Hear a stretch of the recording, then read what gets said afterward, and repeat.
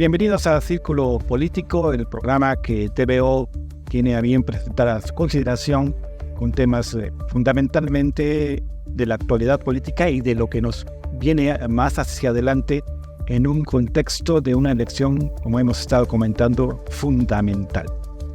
Agradecemos en todo lo que vale los distintos comentarios, los distintos apuntes y los datos que nos hicieron llegar a cada uno de nosotros respecto a el desenvolvimiento de nuestro programa, que esperemos sea su programa.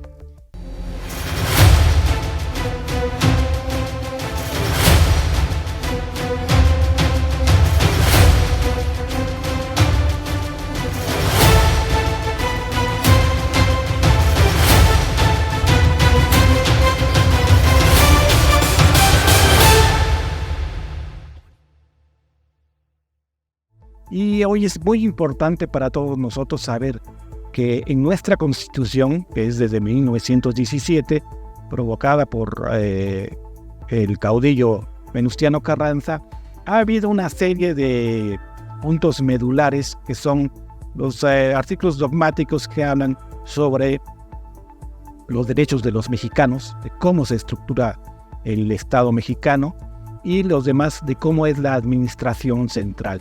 Y la administración central de este país, de su país, de mi país, del país de todos nosotros, está conllevando a que haya 217 organismos descentralizados que conforman ese centralismo. Pero hay 10 organismos, institutos totalmente independientes, totalmente ciudadanos, que lamentablemente en este actual presidente ha atacado considerablemente. Bienvenido, Emanuel. Bienvenido, Marco. Muchas gracias. Bienvenidos todos a una pregunta fundamental. ¿Este gobierno ha afectado a la democracia con esos ataques a esos organismos ciudadanos? Marco.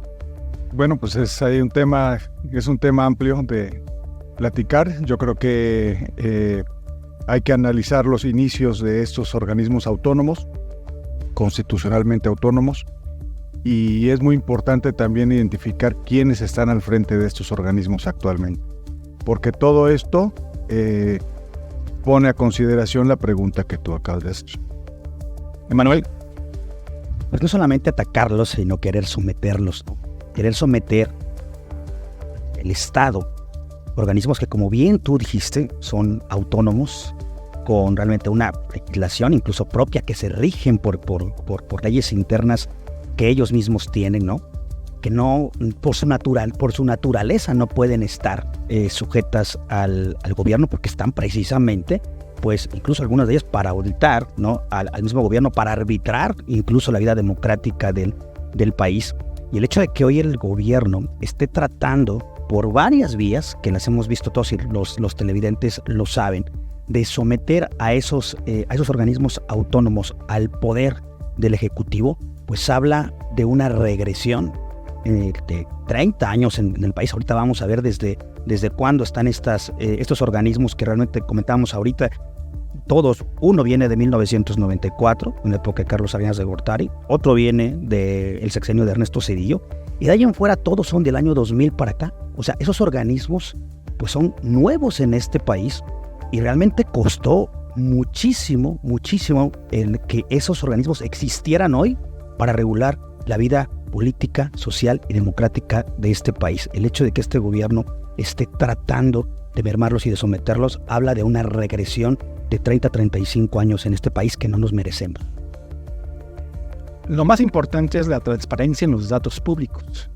Y hay un organismo que ha sido atacado desde el Senado de la República y obviamente por instrucciones del señor presidente, que es el organismo encargado de la información.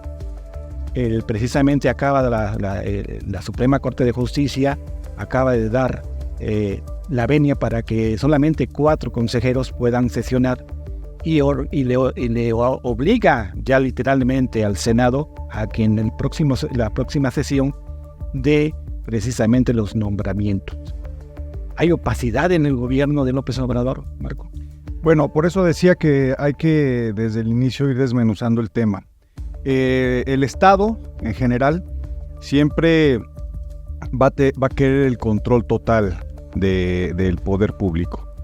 Y el esfuerzo que se vienen haciendo a través de la ciudadanía, a través de las minorías y a través de los grupos opositores, va haciendo que este poder se vaya fragmentando y pueda ser compartido con otras instancias que no sean necesariamente las que están en el poder.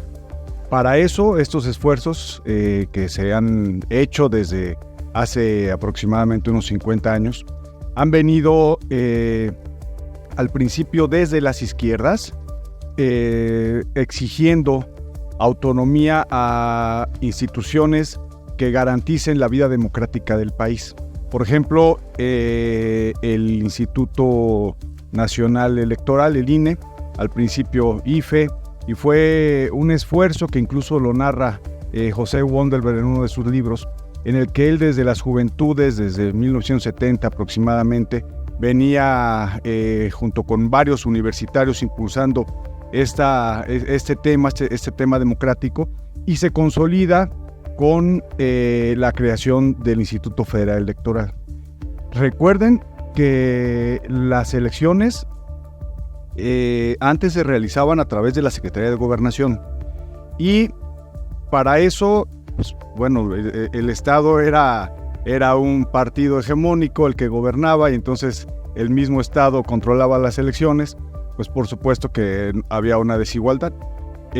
Cuando inicia este proceso, con este esfuerzo que se viene haciendo de hace, repito, a partir de un movimiento del 68, todos estos movimientos juveniles y luego ya estos jóvenes incorporados a la vida pública, logran institucionalizar el instituto que garantice las elecciones en México. Ahora, hay un dato interesante. Ha venido avanzando este esfuerzo dentro del mismo Instituto Nacional Electoral. Se ha venido buscando la transparencia. Ha habido exceso de gasto público para el instituto, y que es un reclamo serio, pero que además también ha sido garante de transiciones muy importantes como la que vivimos en el año 2000 y como la que vivimos en el 2018. Esta garantía que ha dado el instituto creo que debe ser respetada y garantizada, y sí, por supuesto que revisar los costos de la democracia, pero que finalmente para un país como México sí es muy necesario tener un Instituto Nacional Autónomo fuerte, electoralmente hablando, para que garantice la vida democrática del país. También el INEGI es un organismo independiente, autónomo, organizativo, la COFETEL, el Ceneval, la Fiscalía General de la República y la CNDH. Y ahí es una parte importante. Tanto la CNDH como la Fiscalía, los titulares son nombrados por el presidente de la República, la señora Ibarra, y el procurador de la República, y son los que, siendo autónomos, todo parece indicar que están de la mano y respondiendo a las directrices del presidente Obrador. ¿Qué te parece, Manuel, ese punto? Pues porque el mismo gobierno los ha puesto a su conveniencia, y los ha nombrado en base a las afinidades políticas, ¿no?, que tienen con el gobierno en turno, ¿no? Efectivamente, yo escuchaba ahorita Marco y sí, la lucha viene desde el 68 aproximadamente, y es paradójico como hoy está la izquierda contra un logro histórico de la izquierda, porque hay que recordarle al público que el hecho de que muchas de esas instituciones hoy existan en este país es un logro de las izquierdas, es un logro de las minorías que en su momento no eran escuchadas en el país, y en donde había presidentes caudillos, ¿no? En la época moderna todavía había presidentes que se sentían omnipotentes, ¿no? Y que querían ellos dominar el poder. Y lo que hoy está pasando es lo que yo le llamo el engolosinamiento del poder, el gusto por el poder. Porque antes los que no estaban en el poder, lo que les era extraño, ahora ya les es muy normal. Y lo que antes les era normal, que era la defensa de los derechos, que era la defensa de los realmente desprotegidos, de las minorías, ahora ya les es extraño. Porque antes queríamos que aparecieran los 43 que nos faltaban y ahora decimos que no.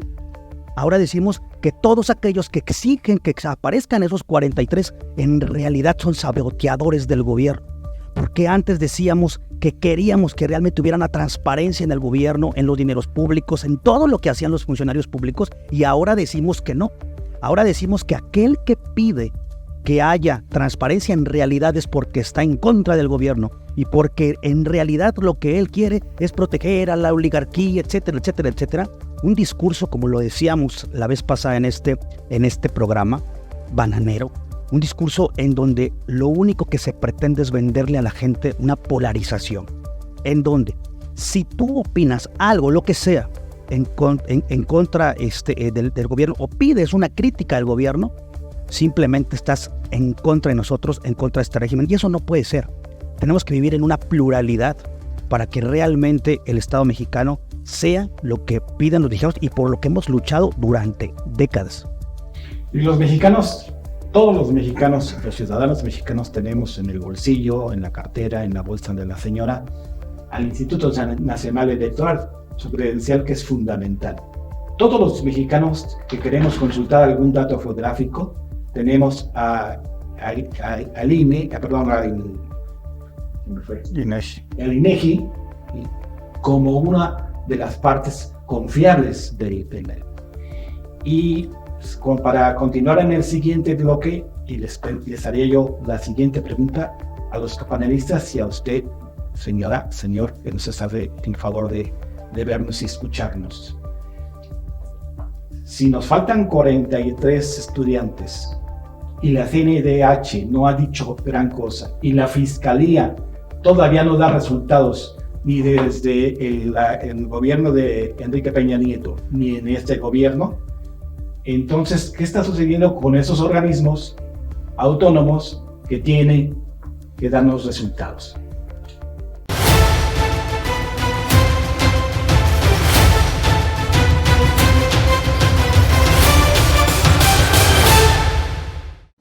Gracias por continuar con nosotros y vamos con el tema que a mí me parece fundamental estructuralmente, porque la duda existe, Manuel, acerca de que efectivamente hay 43 jóvenes que no aparecen, que lamentablemente lo más probable es que ya hayan perecido, pero los familiares tienen derecho a saber en qué quedó la circunstancia. Pero hay 110,000 personas desaparecidas en este país, en este sexenio, que siempre se manejó como algo diferente. Como hemos comentado, hay algunas cosas muy buenas de este sexenio, pero la desaparición de tanta gente, lastima, y el que tendría que estar investigando esto es la Fiscalía, que fue iniciada por el gobierno de... Pues es que regresamos mucho al tema que comentamos en el programa pasado, ¿no? Que este gobierno vendió una idea de lo que iba a ser, ¿no? Cuando realmente nosotros no lo hemos visto, ¿no? Porque mucho se dijo y mucho este gobierno dijo la vez pasada, o mejor dicho, en su campaña, que había temas pendientes que ellos iban a venir a resolver. Esa verdad histórica que hasta este momento la estamos esperando, ¿no? Que muchos de nosotros intuimos por las investigaciones, por los libros que se han publicado, etcétera, de qué es lo que sucedió, pero que estamos esperando que el gobierno federal pues nos dé esa verdad que todos los mexicanos esperamos. Yo quiero decirte que, o recordarle al público que esa etapa tan lamentable del país, cuando perdimos a estos 43 hermanos mexicanos, pues fue precisamente la bandera de López Obrador para poder tener ese cambio de régimen, ¿no? Y decir que este gobierno que venía no iba a ser un gobierno opaco, sino iba a ser un gobierno transparente. Y lo comentábamos, acabamos la semana pasada de vivir el aniversario, ¿no? El luctuoso de este, bueno, no puedo decir luctuoso porque no es oficial que estén fallecidos, pero aniversario de lo que sucedió. Y lo único que hemos visto es más de lo mismo, ¿no? Hemos visto informes que son exactamente iguales a los que dio Murillo Karam, a los que se dieron en la época de Enrique Peña Nieto. Y ese cambio que se había esperado, pues hasta este momento no lo hemos visto, y yo creo que la ciudadanía pues lo está esperando, ¿no? Y pues, yo creo que nos quedaremos sentados hasta que este gobierno acabe, porque si hubiera habido voluntad por parte del gobierno, yo creo que ya a 5 años de que este gobierno comenzó, ya hubiéramos tenido un avance significativo, y hasta este momento no lo tenemos. Marco, y a tu parecer, ¿por qué existe alguien que está investigando, que es el señor Encinas, que no es parte de la Fiscalía, que es parte de la Secretaría de Gobernación, y es el que está dando los temas y es el que está dando la cara por el gobierno, y la Fiscalía no aparece? Esta Fiscalía, que es un organismo autónomo constitucional, ¿funciona? Sí, yo creo que la Fiscalía General de la República hoy es uno de los órganos que está adquiriendo fortaleza institucional. Si tú recuerdas que fue creada en el 2018, tú recuerdas que el actual fiscal lo invitamos a Orizaba a presentar en el 2010 un libro de seguridad y justicia. Vino, expuso, un hombre que en su momento fue diputado federal, estuvo trabajando en el gobierno de Fox, renuncia a un presidente de la República, es decir, él sabe enfrentarse al poder, y hoy está encabezando una de las instituciones, yo creo que más importantes, pero también más riesgosas y más en el foco de el ojo nacional, por toda la dinámica y toda la violencia que se ha originado en México, que se está originando en México, que no ha acabado, sino que al contrario sigue avanzando, y que en este México tan convulsionado se necesita una institución fuerte que dé garantías a los ciudadanos de que se va a impartir justicia y sobre todo dar seguimiento a ese tipo de delitos federales. En el caso de los 43 desaparecidos, yo creo que es un tema que se ha politizado mucho por la magnitud de las circunstancias que le sucedieron. Se habla de que la pérdida de la elección anterior se basó entre la Casa Blanca de Peña Nieto y luego el que no haya atendido el tema de los 43, y luego, bueno, pues ponen fiscales a modo para poder dar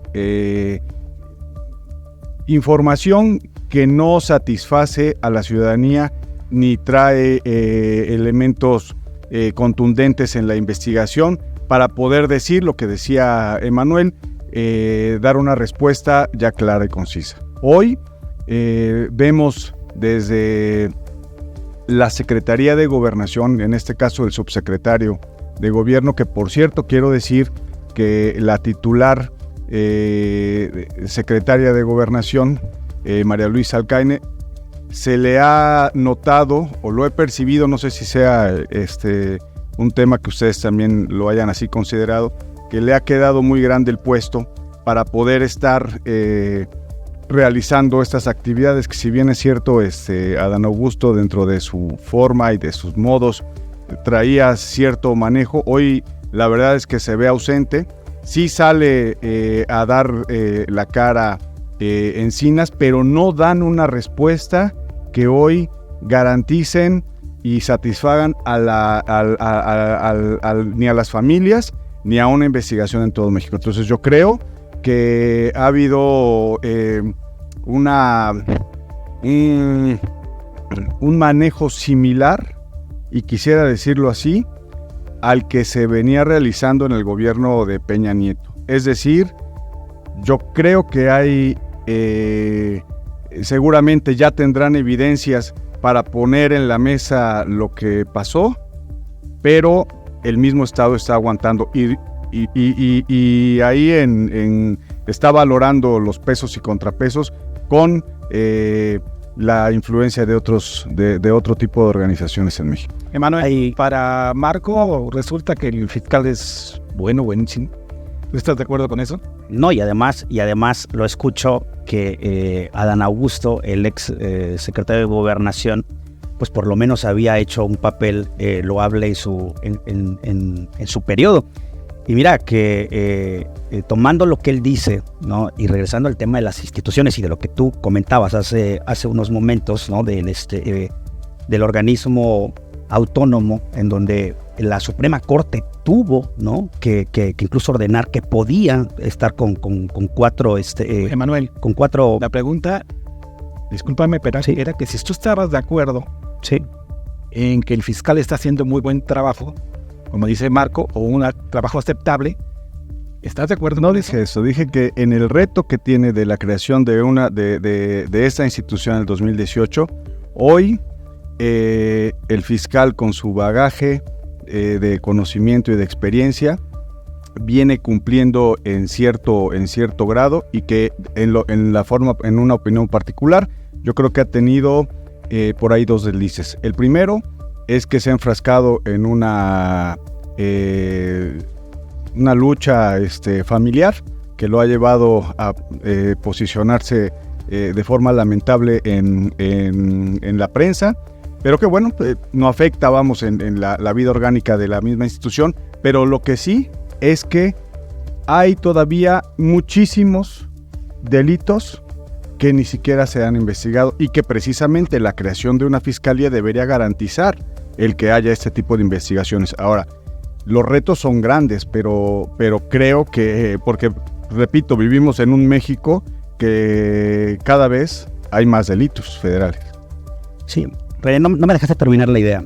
A lo que yo me refería, independientemente del fiscal, y si me permites regresar a lo de Adán Augusto, yo creo que todos los televidentes recordarán esa grabación en el Senado, en donde precisamente cuando llega el secretario de gobierno, ¿no? al Senado para discutir, ¿no? con el tema de las instituciones, no se recordarán la famosa frase que decía, ¿no? Para el presidente de la República estamos en el mundo ideal, ¿no? Nosotros no tenemos ninguna prisa, en palabras expresas de él, porque se nombren a estos integrantes. O sea, ahí vimos dos cosas. Una, pues que efectivamente desde el Poder Ejecutivo se le ordenaba a los senadores de la República el poder debilitar a un organismo autónomo con la finalidad de que no se le investigue al gobierno federal, porque cuál otra intención podían tener, ¿no? Y dos, realmente el sometimiento, ¿no? O el intento de sometimiento del gobierno federal a esos organismos, ¿no? Esa es la idea, por lo cual yo no creo, la verdad, que el papel del secretario de gobierno anterior haya sido loable. Digo, creo que con esto pues nos dice que lo único que él tenía pues era pues el ser un recadero, ¿no? en la Cámara de Senadores, con la finalidad de mermar las instituciones. Y dos, pues si hoy la Fiscalía pues está haciendo un buen papel o no, pues yo creo que la ciudadanía hoy tiene esa respuesta, ¿no? Hoy tenemos realmente, cada día se reportan 10 mujeres muertas y 7 desaparecidas en todo el país, ¿no? Hoy todos los días sabemos de desaparecidos en el país, sabemos de que hay incluso carpetas de investigación que ni siquiera se han iniciado. Hoy la justicia en este país no ha avanzado realmente para muchos. Yo creo que sería muy bueno preguntarle a la gente si hoy cree que vivimos en un país más justo. O más seguro. O más seguro, ¿no? que en los gobiernos anteriores. Yo creo que hoy mucha gente tiene desconfianza de sus propias autoridades judiciales. No, es más, yo creo que de 10 delitos, digo, porque no tengo el tema en papel, pero de 10 delitos, puedo asegurar que 8 o 9 delitos no se denuncian. ¿Por qué? Por miedo a que realmente la autoridad judicial haga su papel. Porque creemos que incluso nos va a ir peor si denunciamos a que si mejor pues nos quedamos calladitos, porque muchas veces ya no sabes ahora de quién cuidarte. Ese es el país en el que hoy vivimos. Yo solamente quiero agregar un comentario. Nunca mencioné que fuera loable el trabajo del secretario de Gobernación. Yo lo que mencioné es que se ha visto más con el sello de la casa, que es el autoritarismo, pero se ha visto más que la actual secretaria. Hoy la actual secretaria brilla por los Si me permiten, vamos a un corte y les dejo la pregunta a los televidentes. ¿Está usted de acuerdo en la función y la capacidad del fiscal general de la República? Continuamos.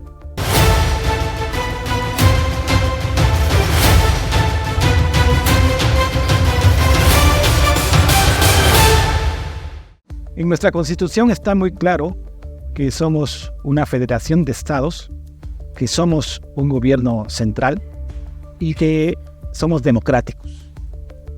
Y creo que eso nos ha dado la pauta para que estemos en una atmósfera de tranquilidad en cuanto a la evolución de la democracia en México. Uno de los grandes temores, Marco, que tuvo prácticamente la clase media de este país fue que nos estábamos acercando a lo que vendría siendo Venezuela, Nicaragua, Cuba, y es un hecho que el gobierno del presidente López Obrador es de izquierda, y no pasa nada. Hemos tenido gobiernos de derecha, pero todo parece indicar que el presidente López Obrador está buscando dejar de un país democrático a un gobierno autoritario y con el riesgo de volverse un gobierno totalitario. Somos mucho país para llegar a un país comunista. La verdad es que a pesar de que quieran imponer ese ejercicio de poder totalitario, la verdad es que estamos muy fuertes, no solamente en cuestión de instituciones, sino como sociedad civil, empresas, etcétera. Yo lo veo muy lejano que lleguemos a esos grados. Pero sí quiero señalar algo. A ver, hablando de los organismos autónomos, en el INE, José Wandelberg, movimiento de izquierda, de jóvenes, fue el primer presidente del Instituto Federal Electoral, que después se volvió INE, y fue un logro de las izquierdas en ese momento.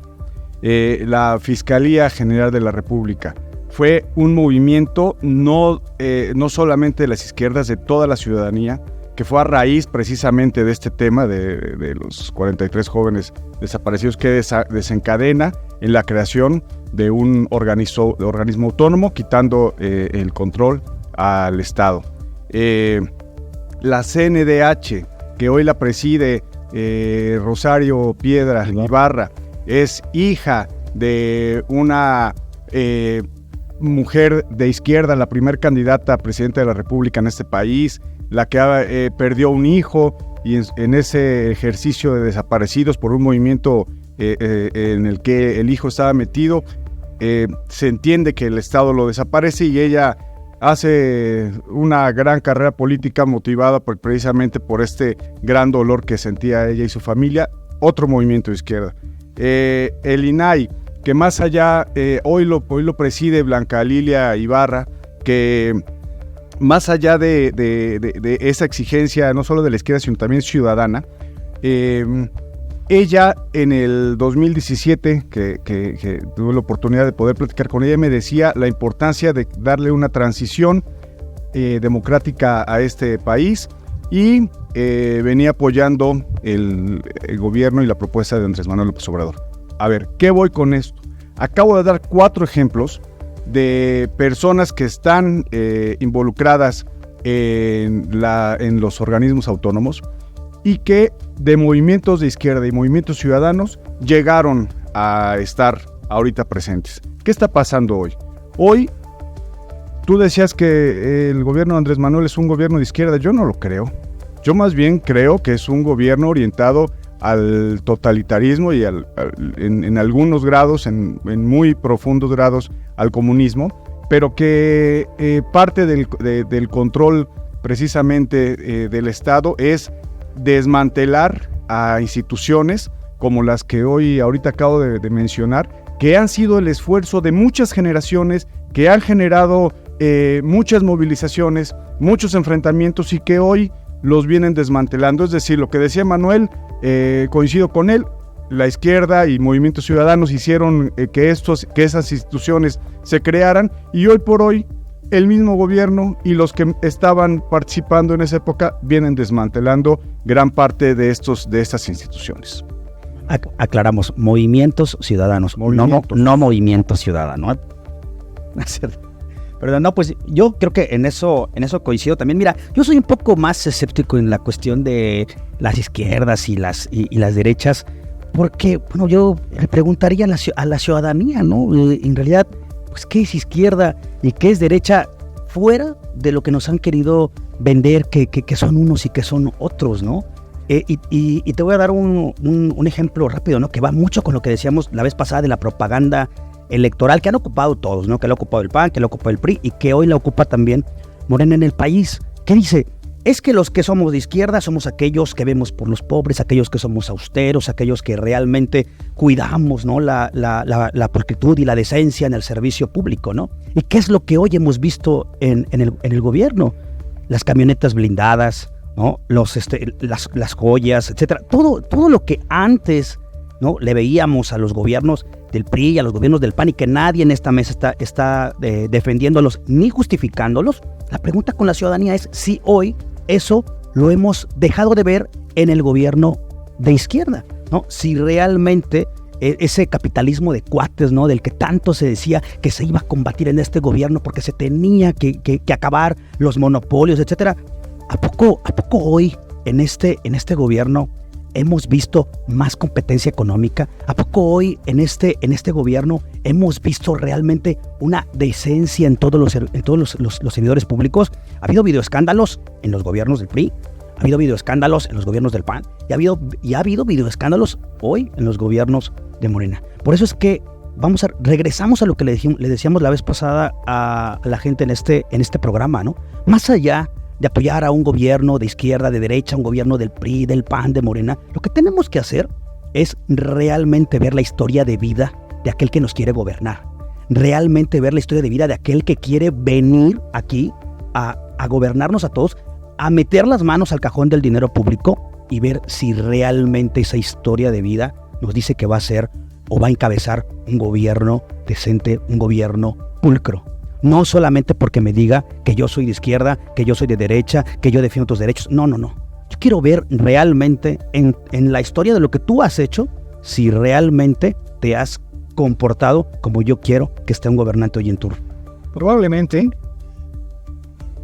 uno de los criterios para votar sea precisamente la capacidad y la calidad del candidato. Pero, Emanuel, vivimos en un sistema político donde los partidos políticos son los que mandan, la partidocracia. Y los partidos políticos que han gobernado, los tres partidos políticos, han dejado, como tú has mencionado, mucho que desear. Pero son lo único que hay, ¿eh? Y lo vamos a ver el próximo año. La candidata coordinadora de la señora Sheinbaum dice que van por 35 millones de votos y que van por el control del Congreso y del Senado. Aquí la pregunta para los dos sería, esas proyecciones donde tendríamos un partido muy fuerte, muy poderoso, con una candidata probablemente, utilizando sus términos, muy buena gente, muy capaz, ¿será una buena combinación para darle resultados a la población que está demandando precisamente eso y que los organismos gubernamentales independientes sigan siendo? ¿O si corremos el riesgo que la partidocracia se los consuma y los vuelva organismos descentralizados? Esos 35,000 votos, ¿qué dijo? ¿Que eran a favor o en contra? Porque si son en contra, seguramente serán mucho más. A ver, la realidad es que nos han dejado, se está formando un estado donde la transparencia no es importante, porque además cuando se solicita en qué utilizan los recursos públicos, hay una denominación para la aplicación del presupuesto que si es de interés nacional no pueden ser transparentados los recursos.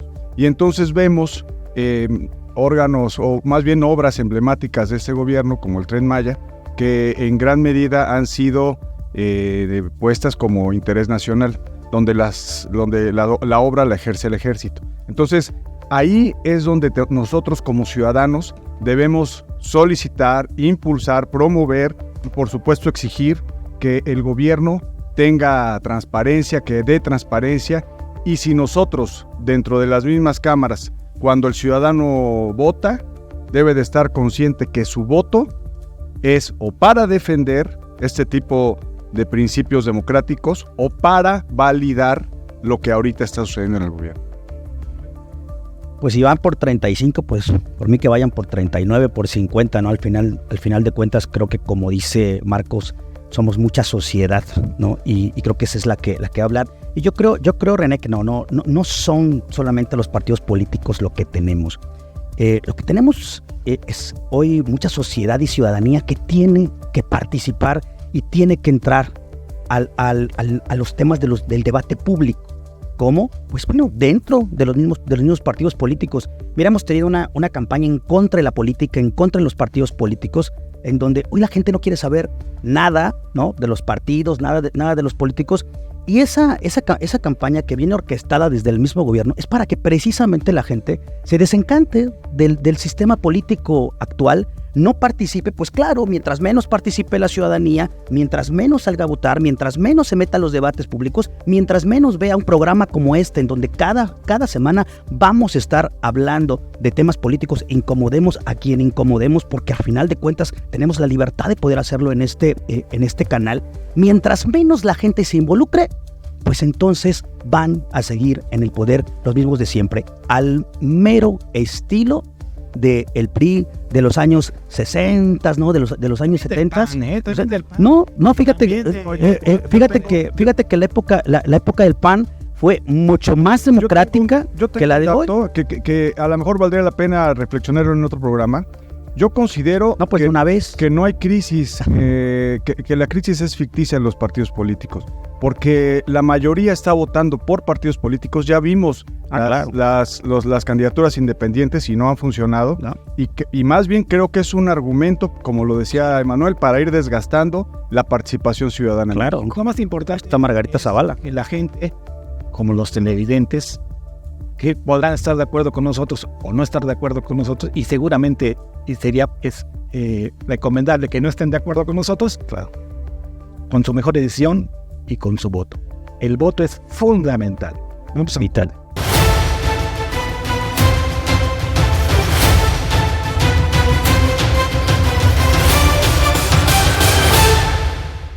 He tenido oportunidad, obviamente por mi edad, de ver distintos gobiernos. Me recuerdo mucho desde Díaz Ordaz hasta el actual, y vi gobiernos de izquierda, gobiernos de derecha, gobiernos de centro-izquierda, revolucionarios, que, como estamos viendo, dejaron todos un legado en la democracia de México. Eso es también innegable. Que la lucha por el poder permite precisamente que todos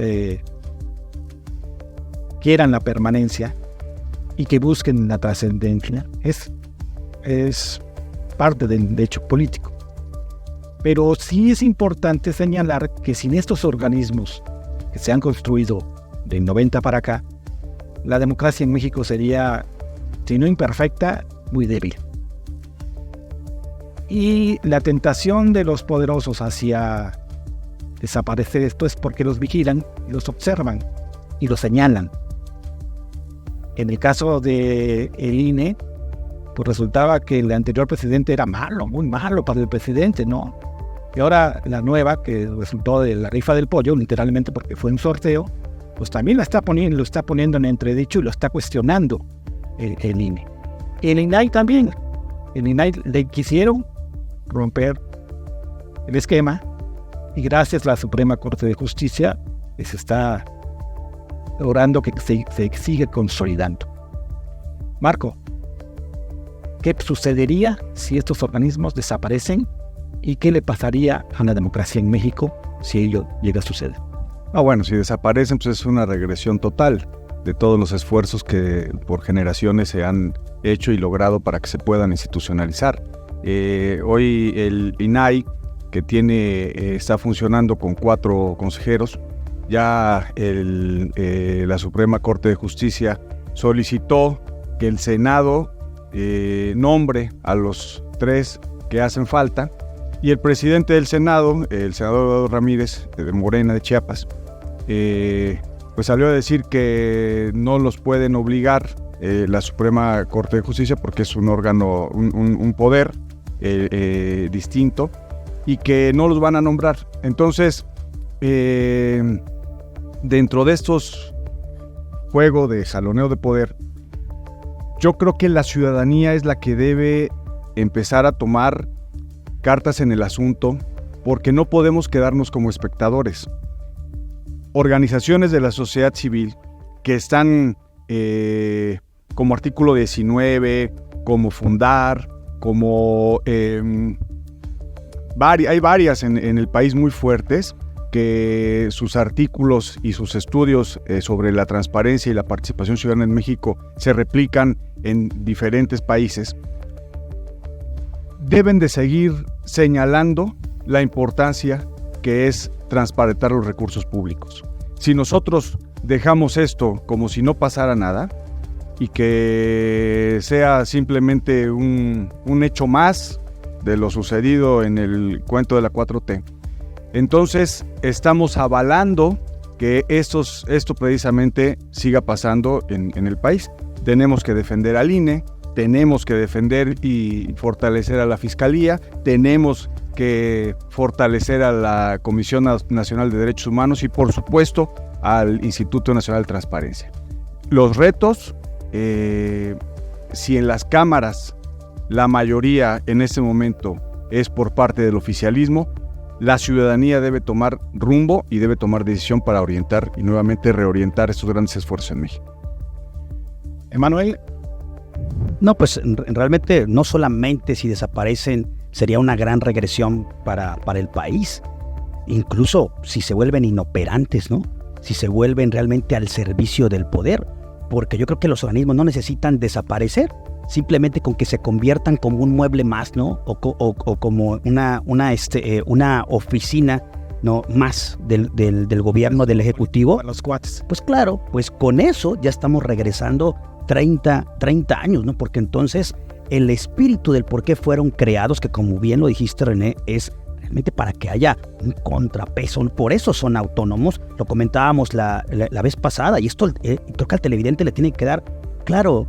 No puede haber un gobierno, y perdón que lo repita, pero es la verdad, no puede haber un gobierno tan bueno, tan bueno, como para que nadie lo vigile, como para que nadie lo audite.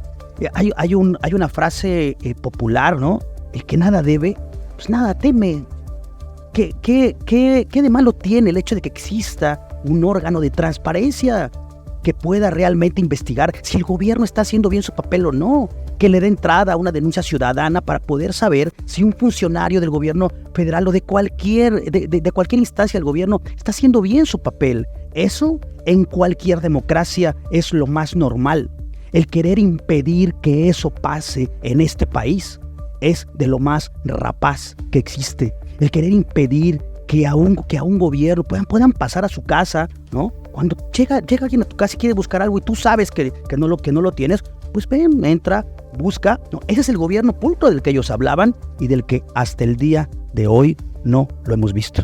La narrativa oficial son organismos conservadores.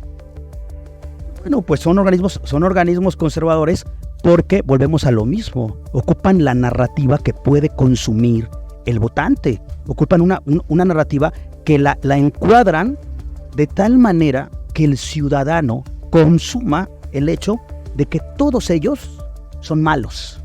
El bueno soy yo. Aquel que quiera entrar aquí a ver si yo estoy haciendo bien mi papel, si estoy haciendo bien mi labor, en realidad es un saboteador.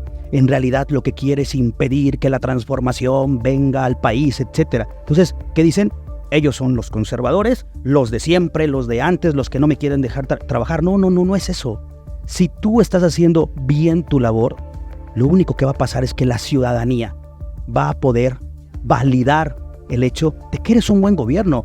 Nadie está diciendo que Morena o que el gobierno hoy de Morena está haciendo bien o mal su trabajo. Lo que estamos diciendo es que no está dejando que nadie pueda, que estos órganos puedan entrar a su casa y poder ver si en realidad están haciendo un buen trabajo o no lo están haciendo.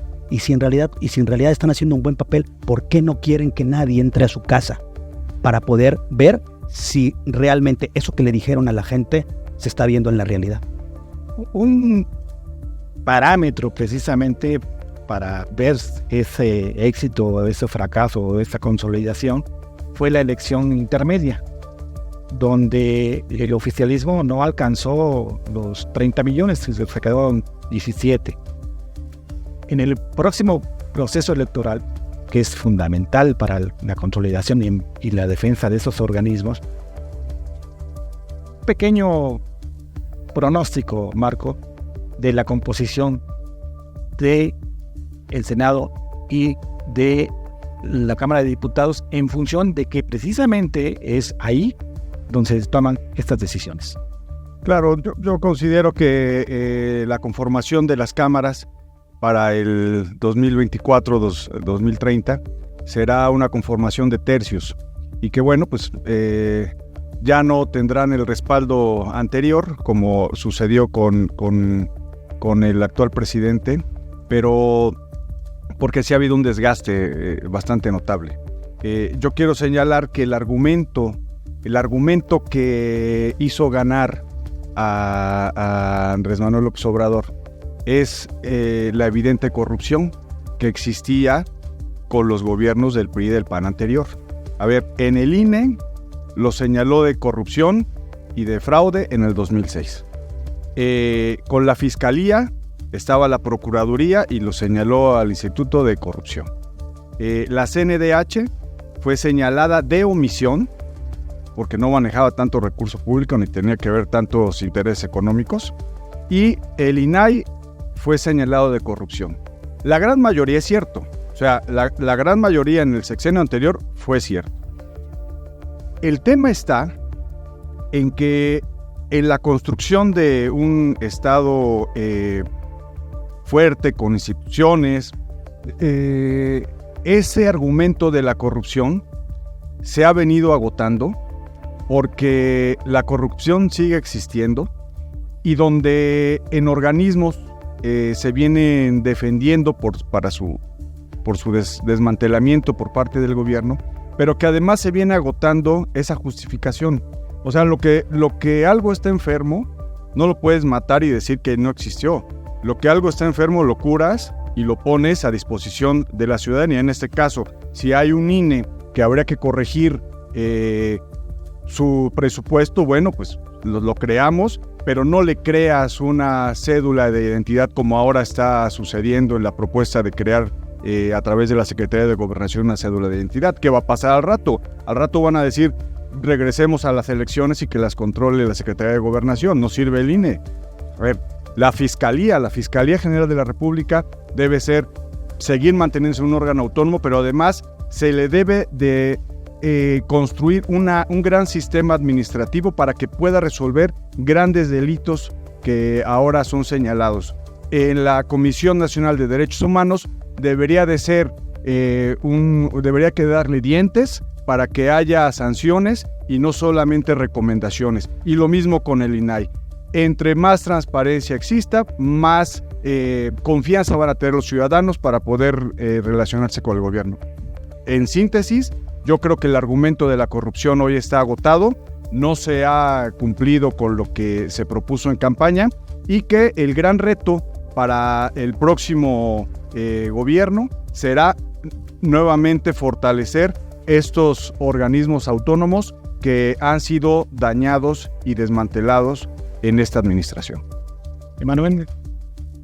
Yo quiero decir que en este programa, pues muy contrario al anterior, coincidimos mucho mi compañero Marco y yo, pero es que yo creo que cuando se habla de las instituciones y cuando se habla de lo que le da solidez realmente a la construcción democrática de este país, pues no podemos estar en contra de ellas. Lo que tenemos que hacer es fortalecerlas, lo que tenemos que hacer es hablar bien de ellas, defenderlas porque independientemente del gobierno que hoy está, porque este gobierno el día de mañana puede ser otro, Sí, se va. otro. Y seguramente cuando este gobierno se vaya y si llega un gobierno de un color distinto, pues ahora la narrativa de ellos va a ser muy diferente, ¿no? Ahora sí van a defender que exista un INE, ahora sí van a defender que exista el Instituto de Transparencia como antes se defendía, ¿no? Entonces, mira, los gobiernos y los colores van y vienen, pero las instituciones, ¿qué es lo que le dan solidez a este país? Eso no podemos permitir que nadie, del color que sea, quiera menospreciarlo, quiera menoscabarlo y quiera sobre todo querer someterlos. Las instituciones de este país, las instituciones nadie las puede someter. O desaparecer. Y es nuestro deber como mexicanos, como bien lo dices, defenderlas y consolidarlas aún mucho más.